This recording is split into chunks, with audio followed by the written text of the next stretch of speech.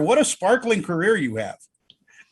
Yeah, it's a very exciting time. I just finished shooting another big action comedy over in Toronto during the pandemic with Kevin Hart and Woody Harrelson. So I'm just doing post-production on that at the moment, but I'm really excited to have this film coming out because it's been sitting on the shelf for a year because of COVID. Everything was closed, but now that cinemas are open, it's really exciting to have to have the audiences coming back.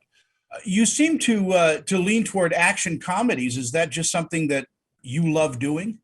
I was something, I think my graduating short from film school was certainly played. I do like dark comedies and I love action. So melding those two together, and I certainly explored that when I was making short films, and it was something, some of my favorite films sort of fall into that bracket. So, it's a genre that I truly love. It's sort of the best of both worlds. You get to laugh and blow things up, and there's not a dull day on set. Well, growing up, and watching movies and falling in love with movies, as you probably have, like all of us, was it ever in your dreams that you're going to be working with people like Sylvester Stallone and, of course, Samuel L. Jackson and Ryan? I mean, those guys are at the top of their game. Yeah.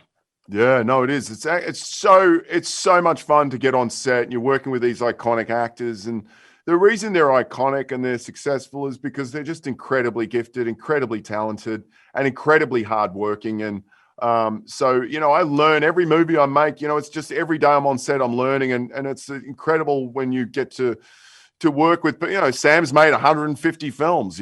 So it's like, wow, what a legacy. Yeah.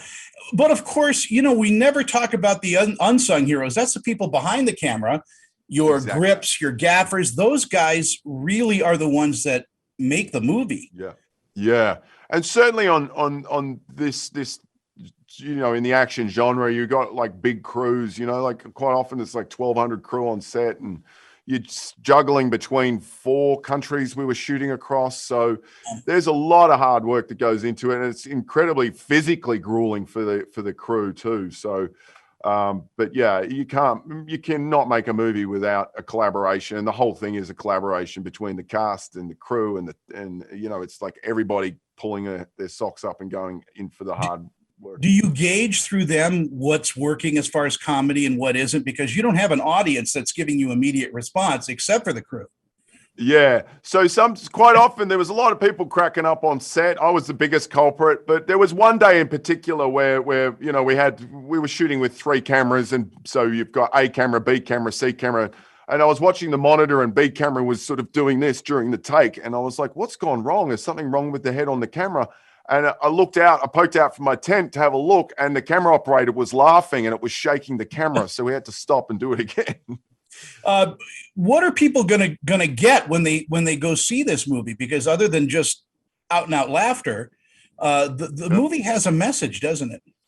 Yeah, it's a wild ride. It's a romp. It's a total popcorn, escapist entertainment. But it also thematically, it sort of explores. I really like the dynamic that Darius Kincaid, played by Samuel L. Jackson, is sort of like this disgruntled father figure to Michael Bryce, Ryan Reynolds, who's like a man-child, and he's got all these validation issues. And then we throw in Salma Hayek, who's like the crazy mother, and when you get the 3 of those together, it felt like the perfect, chaotic, crazy family. And they leave just an absolute trail of destruction behind them, trying to save. In an attempt to save Europe, unfortunately, they destroy it. So I can't wait to chat with you about Man from Toronto. It looks like it's going to be a hoot, as we like to say here.